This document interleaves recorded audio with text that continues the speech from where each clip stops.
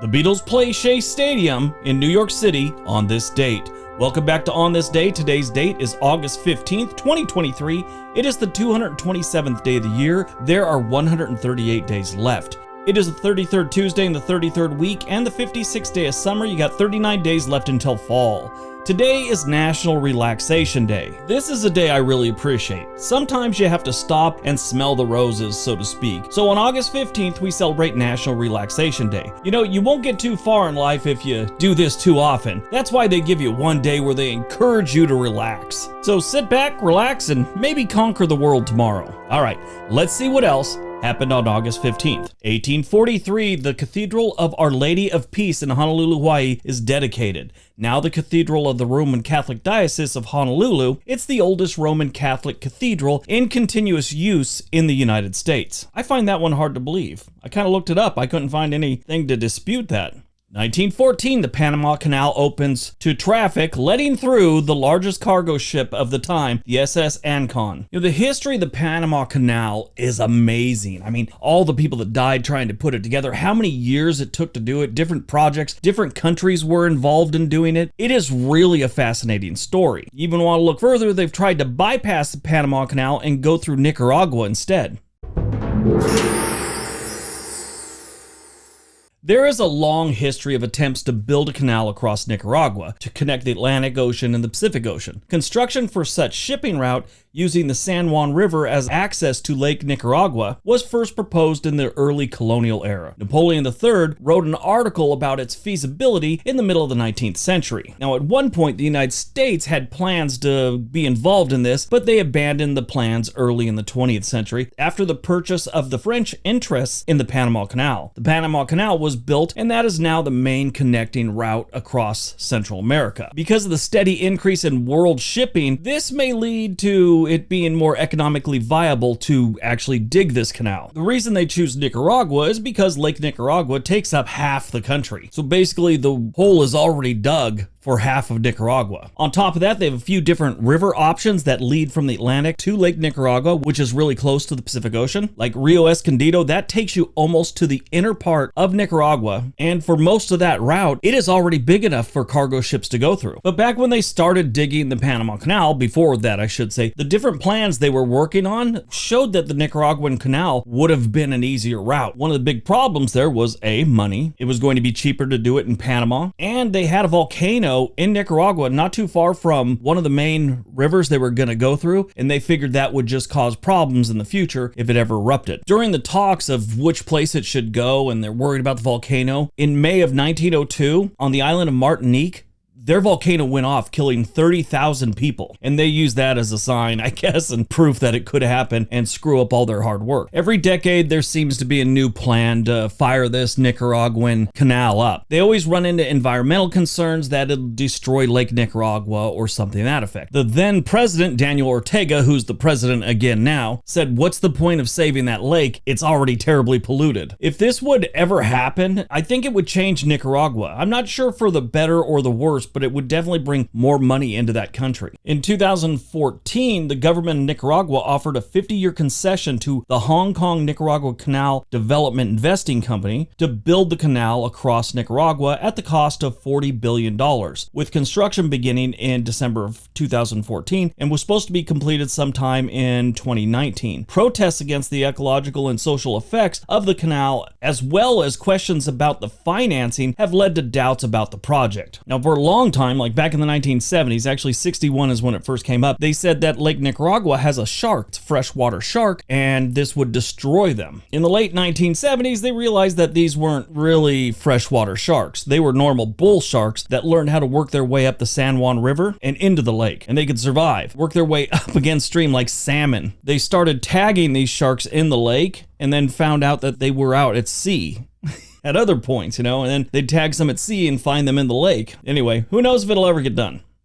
1935, Will Rogers and Wiley Post are killed after their aircraft develops engine problems during takeoff from Barrow, Alaska. 1965, the Beatles played to nearly 60,000 fans at Shea Stadium in New York City, an event later would be regarded as the birth of stadium rock. Interesting fact about this, which I may have mentioned on this channel or the other channel before. I remember talking about it recently, I don't know why. Anyway, when the Beatles played, there's a famous scene of them driving out across the field onto the stadium in a station wagon.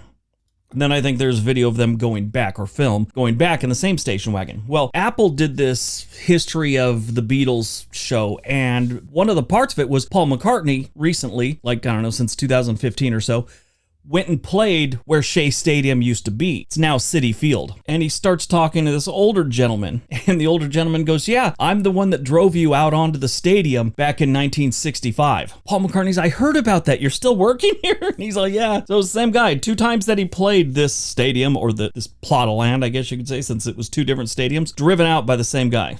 1969, the Woodstock Music and Art Fair opens in Bethel, New York, featuring some of the top rock musicians of the era. There's this weird stat about major events that happened in the world, or the United States is the studies from, but like the beginning of World War II, there was a baby boom 9 months after the start of World War II, and then 9 months after we dropped the bomb on Japan, there was another baby boom. It's usually traumatic events. There was a baby boom after Woodstock. There was also one in New York when New York City went dark. They had a power outage for like 2 days. Middle of the summer. All of New York is in the dark. What else you gonna do, I guess?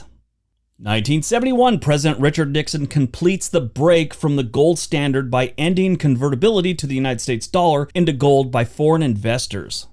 1998, Apple introduces the iMac computer. I am more and more leaning towards jumping on the Mac train. I've had nothing but computer problems, I'd say the last 2 years. I had this really cool computer my son built for me. It worked great. Something went wrong. I decided to buy one from Dell. It sucked. Bought another one from Dell that was more powerful. It's having problems now. The one that never has problems is my Apple laptop.